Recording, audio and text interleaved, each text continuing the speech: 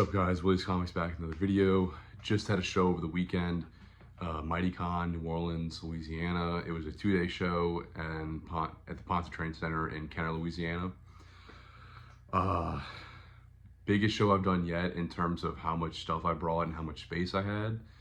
But I would say it's probably like the second or third, like in terms of amount of people that showed up. Maybe second, but I could see it being third too. But the venue was really nice, a lot of comic book guys, a lot of toy people. But yeah, I will give the rundown, put up some videos, talk about the books, some of the books I sold, and I'll put up pictures of those, even if I don't talk about them. Some of the bigger books, like the keys that I've sold and all that. And then I bought a bunch of books. I say a bunch, maybe 15 or so. Some really nice stuff. Actually a lot of indie stuff this time. And I got some really nice stuff for the PC as well, so I'm excited about that. But, so yeah, it was 2 10x10 spaces I paid for. It ended up being almost more than that, because I swear I had like 24 feet across. But, yeah, it was technically supposed to be two spots.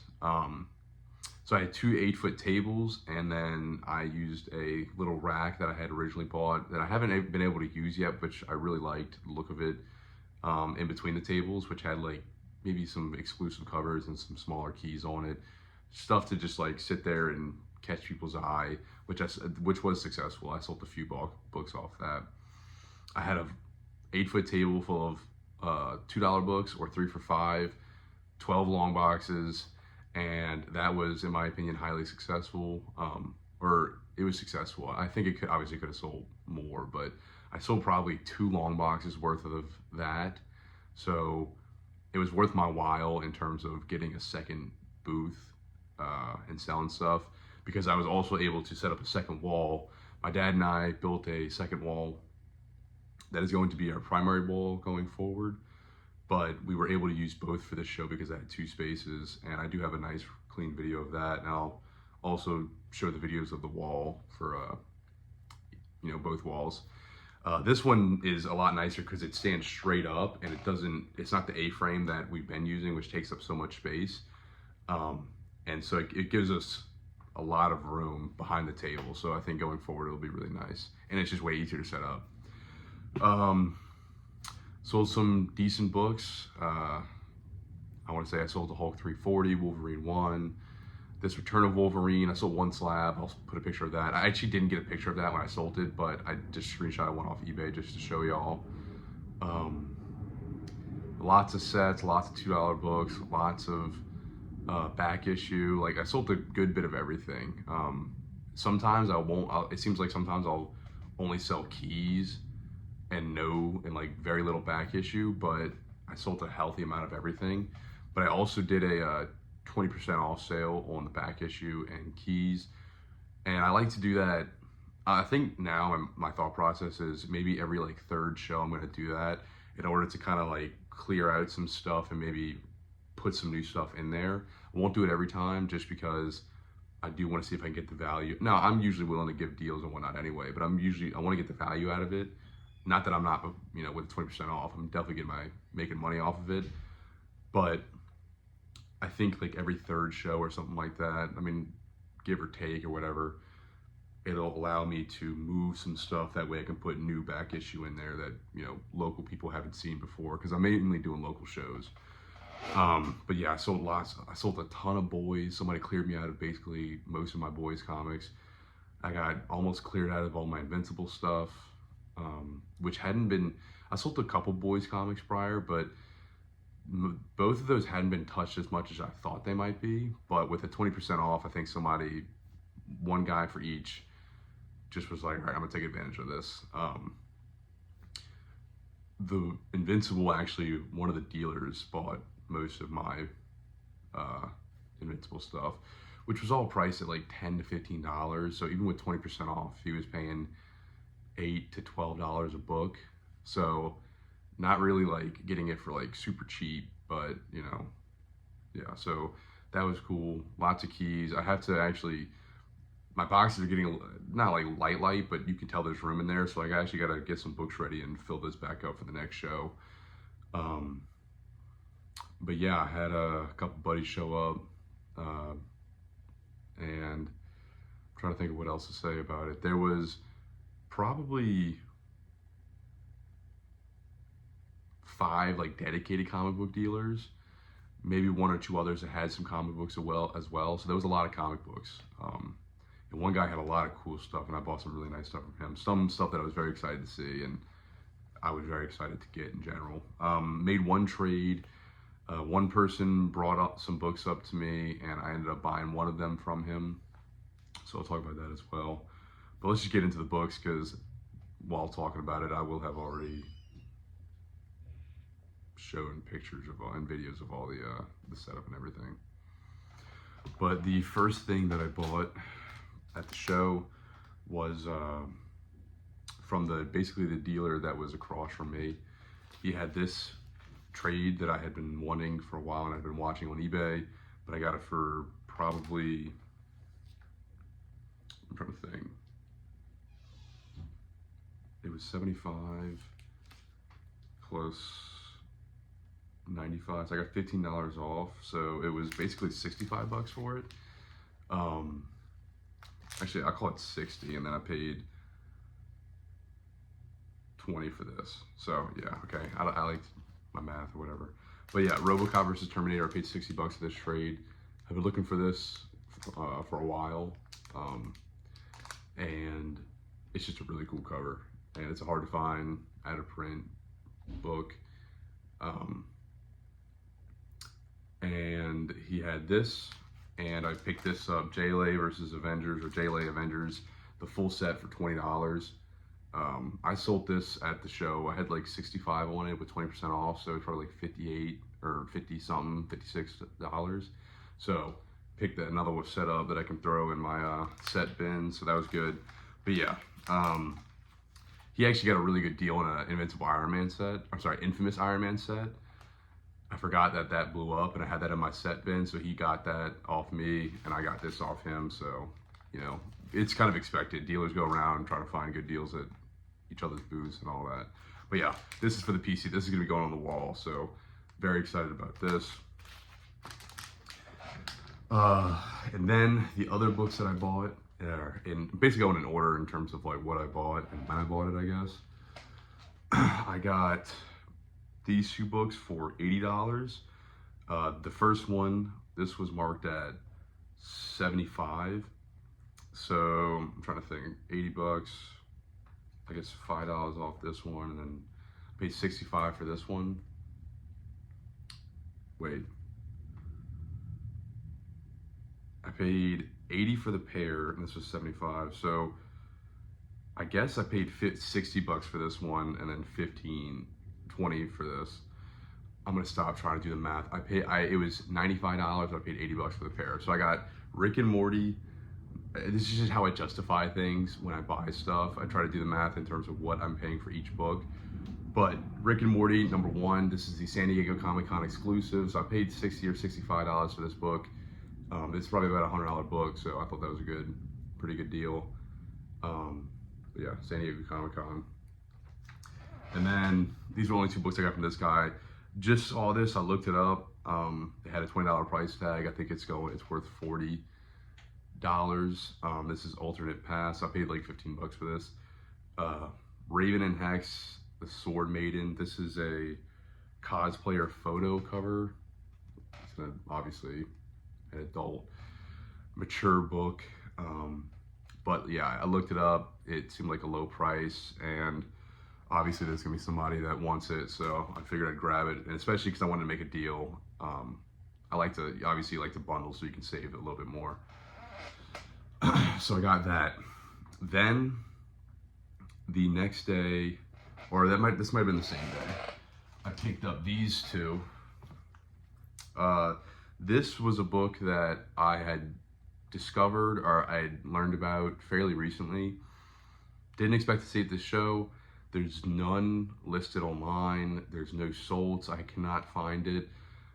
So I decided hey, I'm gonna pick this up. It's super hard to find. I think it's limited to maybe like under 1,000 copies or something like that. It's a final issue of the run, which already is like a $30 to $40 book, the cover A. And he had it marked at 125, and I paid $85 for it, so I got $40 off. So this is kind of like I say a gamble. I think this is worth more than what I paid, at least a good bit more, but it's just something I don't see, and I've been trying to pick up stuff, obscure stuff that you don't see very often. So this is Poison L's number 80, the last issue of the run. I'm not 100% sure if it's like how limited it is, but there's none online. So I paid 85. I'm hoping it's worth at least 150 or something. I'm not like, obviously it's gonna sit for a while, and I'm sure somebody will recognize it. But yeah, I just decided to invest into this because I thought it was a pretty good, at least worth it, you know? Then I made a trade. I traded a Boys #1 first print and a Saga #1 for this book, and some cash. It gave me a little bit of cash as well. I think I will end up making a little bit more money off this book than I will have off of those two books. Sticker price, though, the two books that I had, the Saga 1 and Boys #1, were about $300, but after giving deals, it probably would have been closer to like 260 to 270. I'm sorry, 250 to 275 ish. And I think I could pretty easily get $300 for this book, plus a little bit of cash that he gave me. So I think I came a little bit ahead on this. But I got a New Mutants 98. Really clean copy. The only thing that's wrong with it is this little like smudge right here.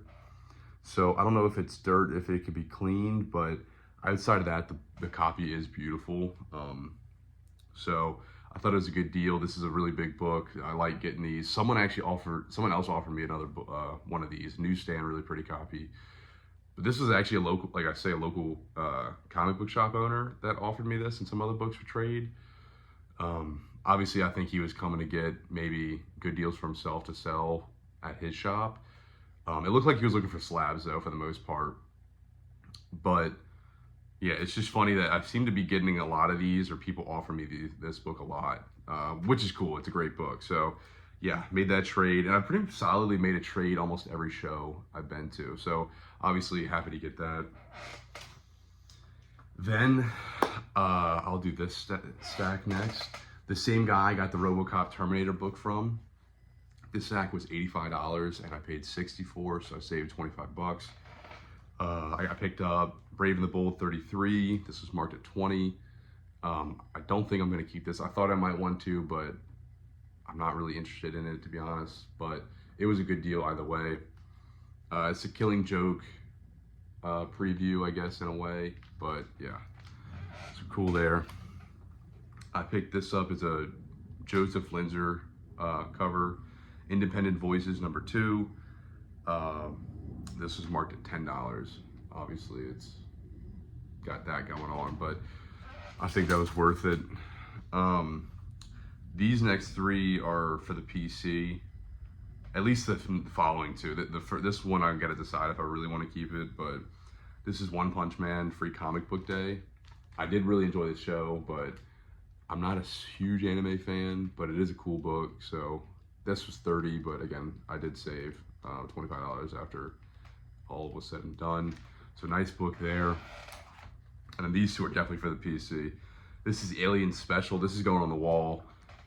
Just a hard to find Dark Horse Aliens book, and it's funny because it's Xenomorph in a tuxedo, so really cool there. And then this book I did not know existed. This is a retailer incentive cover. It was marked at $10. Basically with savings, if I say I knocked off $5 on every book, I got it for $5, something like that. I got it for cheap. Online, there's one listed for like 20 something bucks, but they seem to be listed for like $30 or more. So it was a good deal. This is The Fly Outbreak, the retailer incentive cover. I love this movie. I did not know they made a comic book for this, so I was beyond excited when I found this. So this is definitely going on the wall as well. Not an overly expensive book, but just really, really cool. Brundlefly there. It's disgusting, but it's awesome. So I am actually looking for the set now. It's a 5-issue miniseries IDW put out. And so I'm hoping to get that and read it because I'm excited to do that. But yeah, really cool there. And then 2 more books. I picked up this book from one of the kids that's a local collector. Was walking around trying to sell his books or maybe look to trade. A lot of early X-Men that was really beat up, like a really early X-Men, but also really beat up. So it was hard to give him a number for it.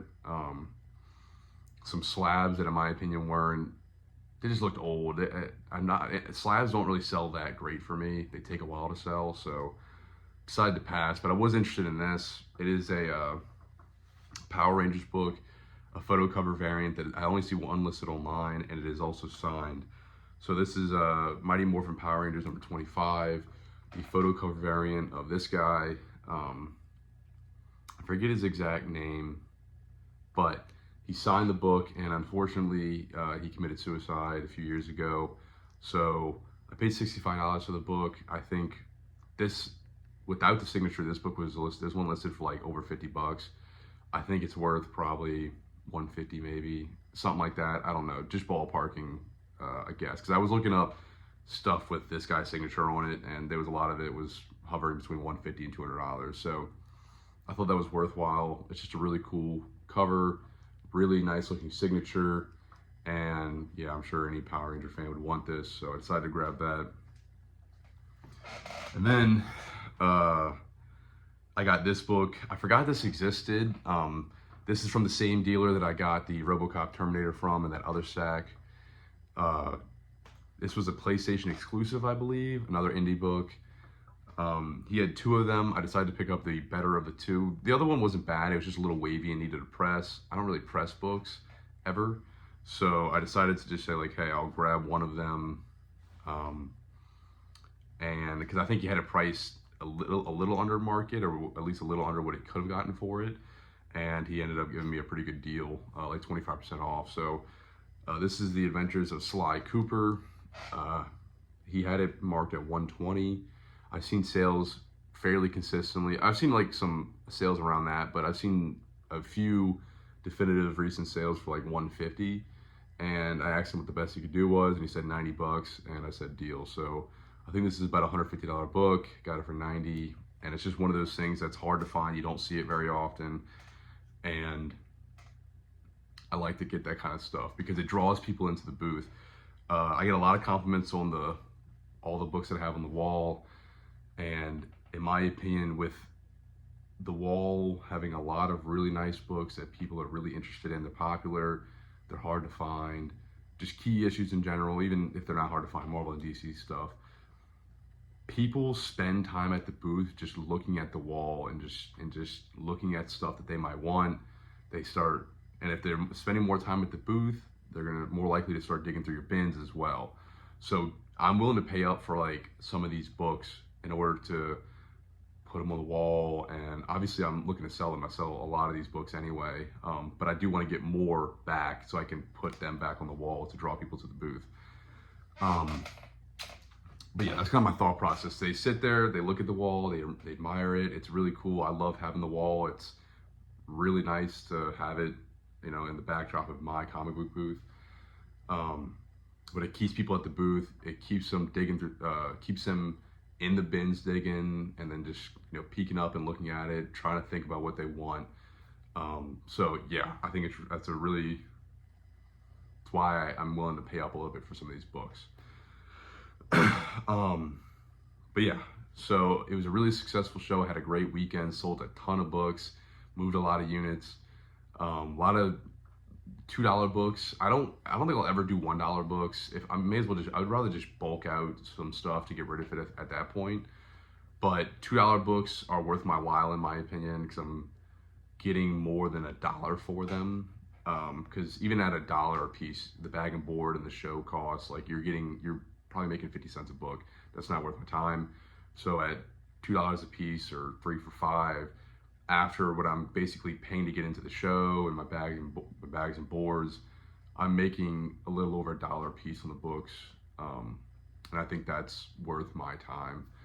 And it's a way for me to move a ton of the bulk for cheap. People dig through it; they get good, you know, decent deals. I'm happy because I get rid of stuff they're happy they get cheap comic books because, you know, some people don't, there's not a lot of dollar bins nowadays. At least I don't notice a whole lot anymore, or as much, I guess. So yeah, it works out for everybody. Because I mean, I'm obviously buying collections and I'm picking out the good stuff and pricing that, and then whatever I don't really feel like is gonna be put in my bag, like my nice back issues or my keys, I have no interest in it. So yeah, it was a great show. Trying to think if there's anything else that I can talk about before I go. I think my next one is going to be in a couple months. I don't think I have one in September. I got to double check. I think I have one more for sure this year, maybe two, if I can get on at that Baton Rouge show again. But I got to contact the guy and see if he's opening up registration for that. But yeah, so right now I think maybe just one more show so far for this year, and excited about that. It's been a great year selling comic books. We've gotten some great stuff, sold a lot of great stuff. And yeah, thanks for watching, and until next time.